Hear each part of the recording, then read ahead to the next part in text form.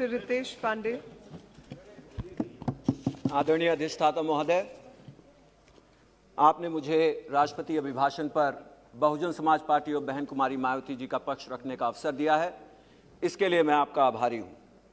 सबसे पहले कल उत्तराखंड में हुई घटना पर जो हमारे देश के तमाम नागरिक जिनकी जान चली गई है, उनके परिवार के प्रति मैं अपनी संवेदना और अपनी पार्टी की और बहन कुमारी मायावती जी की संवेदना को यहाँ पे व्यक्त करना चाहूँगा।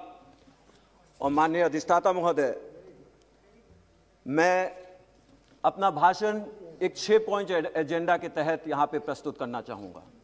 सबसे पहला मेरा मुद्दा है किसानों के बीच पलते हुए आक्रोश को लेकर के।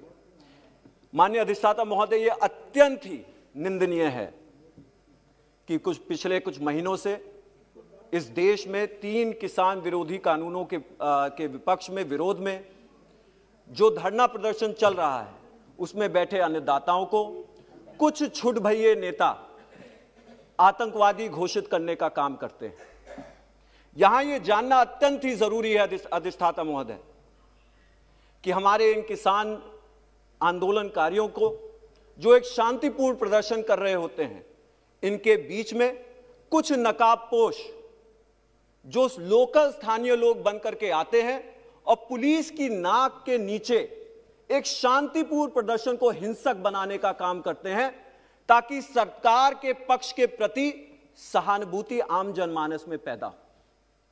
माननीय अधिष्ठाता महोदय, मैं यहां यह बताना चाहता हूं कि लाल किले पे हुई जो अप्रिय घटना हुई है, इसकी हम सब निंदा करते हैं, लेकिन यह लालचन किसानों पे लगाना कि उन्होंने तिरंगे का अपमान किया है, मैं आज इस सदन को बताना चाहता हूं कि इसी तिरंगे में लिपट करके इन्हीं किसानों के नौजवान बच्चे बच्चियों का शव वापस लौटता है सरहदों से। माननीय अधिष्ठाता महोदय, मैं ये कहना चाहता हूं कि आज किसानों के ऊपर लालचन लगाने की बजाय बहन कुमारी मायावती जी का जो अनुरोध रहा है और जो बात कही है उन्होंने कि हमें किसानों की बात सुननी चाहिए, उनसे वार्तालाप करनी चाहिए और उनके जितने भी मुद्दे हैं उनको सुनकर के इन 3 किसान विरोधी कानूनों को वापस लेने की जरूरत है। अधिष्ठाता महोदय, मेरा दूसरा मुद्दा बेरोजगारी को लेकर के है। इस देश में 3 प्रकार की बेरोजगारी है। एक ऐसी बेरोजगारी जो आम होती है, नौकरी न मिलने की वजह से होती है। दूसरी ऐसी बेरोजगारी जिसमें किसी एक कार्य में जरूरत से ज्यादा लोग कार्यरत होते हैं, जिसे डिस्गाइज्ड अनएम्प्लॉयमेंट कहा जाता है। और एक तीसरी ऐसी बेरोजगारी जिसमें किसी भी व्यक्ति, कोई भी व्यक्ति अपनी योग्यता से नीचे का काम करने के लिए मजबूर होता है। ये तीनों बेरोजगारी हमारे देश में व्यापक है। ये हमारे देश के बुनियादी मुद्दे हैं और इससे हमारा देश जूझने का काम कर रहा है। एक समय था जब यह सरकार वोट मांगने के लिए यह कहती थी कि हम 2 करोड़ नौकरियां प्रतिवर्ष देने का काम करेंगे। आज कहीं ना कहीं इन्हीं बुनियादी मुद्दों से सरकार ने अपने हाथ को धोने का काम किया है। आज इन मुद्दों पे कोई चर्चा नहीं होती है। माननीय अधिष्ठाता महोदय, मैं आपको यह भी कहना चाहता हूं कि लॉकडाउन के समय बेरोजगारी ने पूरे देश में अपनी जड़ों को मजबूत करने का काम किया है। हमारे देश में ज्यादा 95% श्रमिक असंगठित क्षेत्र में काम करते हैं और इनमें से आधे से ज्यादा यदि 1 हफ्ते तक काम न कर पाए तो वो भुखमरी की कगार पे पहुंच जाते हैं। अधिष्ठाता महोदय, इन श्रमिकों को हमें यह देखना है कि हम किस तरह से बचाने का काम कर सकते हैं। और लॉकडाउन के समय हमने देखा कि किस तरह से लाखों करोड़ों श्रमिक भुखमरी की कगार पे आ गए थे। और इसी बिंदु के मद्देनजर रहते हुए माननीय अधिष्ठाता महोदय, मैं इस देश में फैली आर्थिक असमानता पर प्रकाश डालना चाहता हूं। हमारे देश में 2 प्रकार की महामारी देखने को मिली। एक ऐसी महामारी जो करोड़ों गरीबों की महामारी थी और एक ऐसी महामारी जो चंद अमीरों की महामारी थी। यह कितनी बड़ी विडंबना है, यह कितनी बड़ी विडंबना है कि इस देश जब कोरोना काल में लॉकडाउन से जूझ रहा था, तो इस देश के सबसे अमीर व्यक्ति, और इस देश के ही नहीं बल्कि एशिया के सबसे अमीर व्यक्ति 90 करोड़ रुपया प्रति घंटा कमाने का काम कर रहे थे। इसी व्यक्ति की कमाई से, लॉकडाउन की कमाई से इस देश के करीब 40 करोड़ श्रमिकों को 5 महीने के लिए गरीबी रेखा से ऊपर रखा जा सकता था। यहां पे यह भी बताना जरूरी है कि यहां इस देश के 100 अरबपति, उनकी लॉकडाउन की कमाई से, माननीय अधिष्ठाता महोदय, 13 करोड़ 80 लाख लोगों को 94,000 रुपए का चेक दिया जा सकता था। लेकिन सरकार अपनी पूंजीवादी विचारधारा से बाज नहीं आ रही। आज भी सरकार ने पिछले कुछ सत्रों में श्रमिक कानूनों को पास करके, 3 किसान विरोधी कानूनों को पास करके इस देश में बढ़ती असमानता को, उसकी खाई को और गहरा करने का काम किया है, उसको खोदने का काम किया है। मैं इसी असमानता को लेकर के भारत में शिक्षा की विसंगतियों को भी कोरोना काल के समय में, जिससे पर्दाफाश करने का काम कोरोना काल ने किया है, उस पर चर्चा करना चाहता हूं।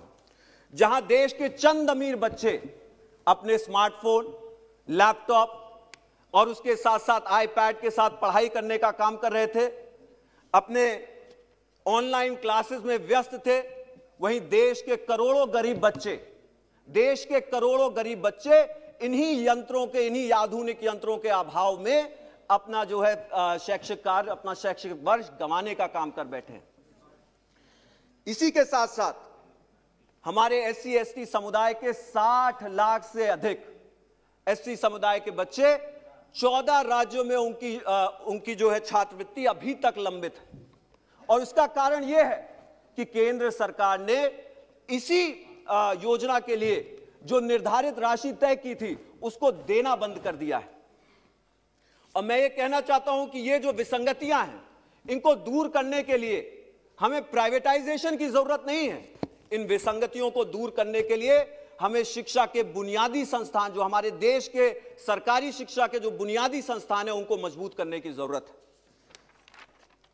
यहां यह भी उल्लेखनीय है अधिष्ठाता महोदया, सदन को यह भी जानना जरूरी है कि सरकार नारी सशक्तिकरण और महिला बराबरी का नारा तो देती है, लेकिन उसके साथ साथ इसी महामारी ने इस सफेद झूठ पर से पर्दा हटाने का काम किया है। कोई भी आपदा, चाहे वो आर्थिक हो, चाहे वो स्वास्थ्य संबंधित हो और चाहे वो पर्यावरण संबंधित हो, महिलाओं को और बच्चियों को इन आपदाओं का सबसे ज्यादा नुकसान उठाना पड़ता है। और इन आपदाओं से उभरने में भी सबसे ज्यादा समय महिलाओं और बच्चियों को लगता है। हाल ही में भारत ग्लोबल हंगर इंडेक्स 2020 की रैंकिंग में 107 देशों में से 94वें स्थान पर आया है। क्योंकि दुनिया की I have some time. No you don't have, आपके यहां से 3-4 नहीं तो ठीक है, मैं 2 मिनट और लूंगा अधिष्ठाता महोदय, बस 2 मिनट और। 107 देशों की रैंकिंग में भारत 94वें स्थान पर है। अधिष्ठाता महोदय, मैं यहां पे ये बताना चाहता हूं कि हमारे देश में जो दुनिया की 5वीं सबसे बड़ी अर्थव्यवस्था है, 5 ट्रिलियन डॉलर की बात करने का काम करते हैं, उसी देश में 20 करोड़ बच्चे और गर्भवती महिलाएं और नई माएं अभी भी कुपोषण का शिकार है, जो कि एक अत्यंत ही निंदनीय चीज है। और जैसा कि हमने देखा है लॉकडाउन के समय, चाहे हाथरस का मामला हो और चाहे वो लॉकडाउन के समय घरेलू हिंसा में बढ़ते आंकड़ों का मामला हो, महिलाओं की स्थिति बद से बदतर हुई है और यह सरकार सिर्फ और सिर्फ जुमलेबाजी करने का काम करती है। पिछले 6 वर्षों में लोकतंत्र का चौथा स्तंभ यानी कि भारतीय मीडिया सत्ता के सौदागरों के गोदी में खेलने का काम कर रही है।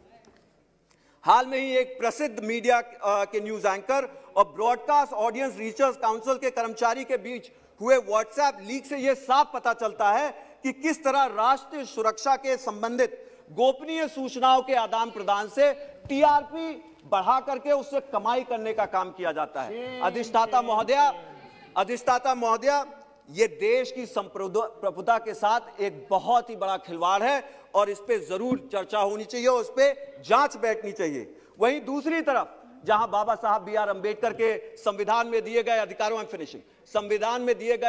को लेकर के जो कुछ पत्रकार, शिक्षक और सामाजिक कार्यकर्ता सरकार के खिलाफ आवाज उठाते हैं, उनके कामों की आलोचना करते हैं, तो उनके ऊपर कठोर से कठोर कानून, चाहे वो देशद्रोह के या यूएपीए के कानून हो, लगा करके उनके ऊपर जो है तमाम उनकी आवाजों को बंद करने का काम किया जाता है। मैं यहां पे अपनी बात चंद शब्दों में खत्म करने का काम करूंगा।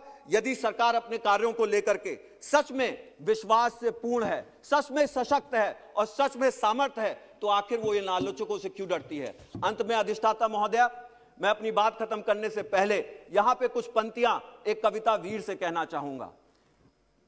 सच है विपत्ति जब आती है, और ये कविता उन किसान भाइयों के लिए है और उन नौजवान साथियों के लिए है जो सीमा पे डटे हुए हैं, चाहे वो दिल्ली की हो और चाहे देश के सरहद की हो। सच है विपत्ति जब आती है, कायर को ही दहलाती है, सूरमा नहीं विचलित होते, क्षण एक नहीं धीरज खोते, विघ्नों को गले लगाते हैं, कांटों में राह बनाते हैं। आपने मुझे बहुजन समाज पार्टी और बहन कुमारी मायावती जी का पक्ष रखने का समय दिया, इसके लिए मैं आपका आभारी हूं। धन्यवाद। बहुजन विचारधारा को घर घर तक पहुंचाने के लिए हमारे YouTube चैनल को सब्सक्राइब करें, लाइक करें, कमेंट करें, शेयर करें और बेल आइकन की घंटी दबाना ना भूलें।